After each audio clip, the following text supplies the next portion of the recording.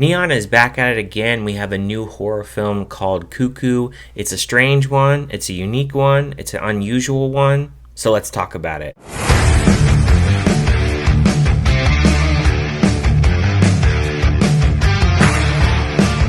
After reluctantly moving to the German Alps with her father and his new family, Gretchen discovers that their new town hides sinister secrets as she's plagued by strange noises and frightening visions of a woman pursuing her.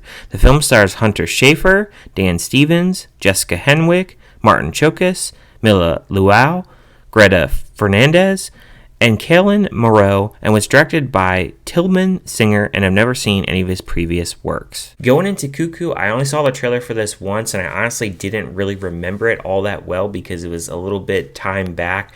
All I remember is that it took place in the Alps, and that's really all I knew going into this film. So I went into this film pretty fresh, not really knowing what to expect. This film, it starts off in a WTF way, as we have a girl who is in her house. Her parents are arguing. She hears the screeching sound from the woods. She starts to have a seizure, and then we see her just run off frantically in the woods. And then it cuts to Gretchen. She is in the Bavarian Alps. This was filmed in Germany and takes place in Germany. It was filmed on 35mm film. You have Gretchen here. She is with her father, her stepmother, and then her half-sister Alma, who is mute. They are there because they are building a new hotel, and she meets this guy who is played by Dan Stevens. He is the hotel owner. He gives her a job, and when she has this job, she is working the night shift, but after about 10 o'clock, they have to go home, because after 10 o'clock, a lot of strange things happen. Now, when she's working at this front desk, she sees people vomiting. She hears all these weird noises. People are having seizures, and a lot of weird things are going on. And at one point, she's riding home on her bicycle, and she has someone who is stalking her. And that scene right there, when she has someone stalking her, was absolutely on point. It really had a terrifying vibe to it. The soundtrack in this film is really good, and it really correlates to a lot of things really going on in this film. Now, this film, it's very separated in its genres. It has a science fiction vibe to it. It has a psychological vibe to it. It has a horror vibe to it, and it has a lot of mystery to it as well. There's a lot of intriguing things with this film that really keeps you going to want to watch this film. There's a lot of confusing things that really happen in this film, but it really just makes you just grip to the film because there's just so many things really going on in this film that really makes you want to keep watching. And as the film really unravels and gets really crazy, it really reminded me of like an 80s film. It felt like it was a very fresh film. It felt like a lot of elements were really out there, and it felt very unique to what the premise was and just certain things that were really going on in the film.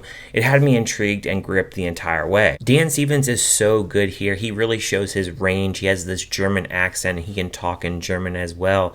And it's very interesting to really classify his character because on one end, I feel he's a villain, and then another end, I feel like he's not so much a villain. He's kind of in the middle, but his character here is really good. It's very interesting what he's trying to do and certain things that are really going down. There's a lot of moments in here where we really see the revealing of certain things that are going on, and we're like, what the heck is going on? And then when it's actually revealed, you're just like, wow, that is what's going on. That's absolutely crazy.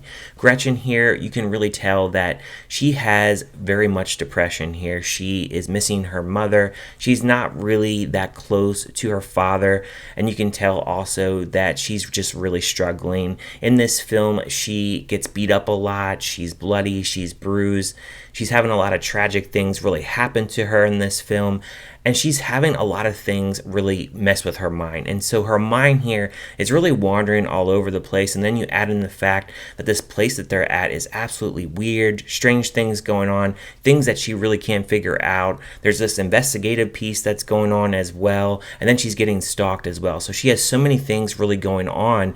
It's just really messing with her mind. It was just a joy to watch because there's just so many things going on in this where you felt sorry for her character, but this film, the way that they just crafted this film and just kept the intrigue really going, and certain things that are really going through the mind of Gretchen as this film really unravels, it was just something very interesting to watch. And it's not going to be something for everyone. There's going to be people that really question this film and have a lot of things that they really want answered, and this film, it's not going to give you everything really answered on a silver platter. And that's what I really loved about this film, is even though there's a lot of questions you have, it reveals itself in a way, in a very unique premise, and just all the time there's something going on. It's a slow burn film to a point, but there's also enough really going on. And then add into the fact that the score is really good. It's filmed very well. The camera work here is done very well. There's some beautiful shots here of the Alps, and the fact that it was filmed in Germany on location really just makes the film feel very unique. It definitely felt, like I said, an 80s type of style with its plot, and I felt like when I was watching this film too, I definitely felt like I was in the era of that, just mainly because of the way that the film was shot. It has a little bit of brightness to it, and then it has lighting where it's very dark, and there's different kind of shadows with it as well. I only have a couple negatives, and really I don't think it really affects the movie a ton for me.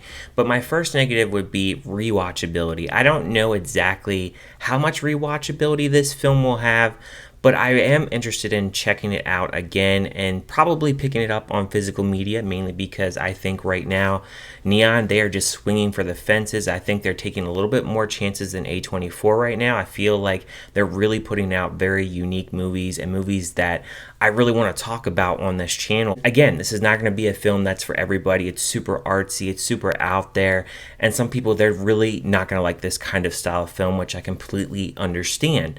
Now, my other negative would be the third act. I felt like there was going to be a little bit more involved. There was a particular person that was stalking our main character, Gretchen, in which I thought there was going to be a little bit more to her character, but once that is revealed, I don't want to say I was let down, but it was a little bit underwhelming to a point. So as far as the score for this film, based on those small little negatives, I would give a score of this film a 3.5 out of 5. I think overall I enjoyed this film. It was something unique, something different.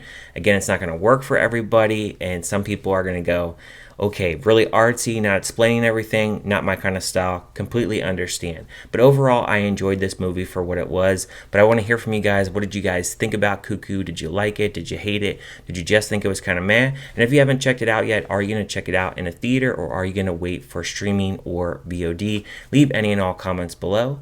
And thank you guys for watching as always, and I will see you guys next time.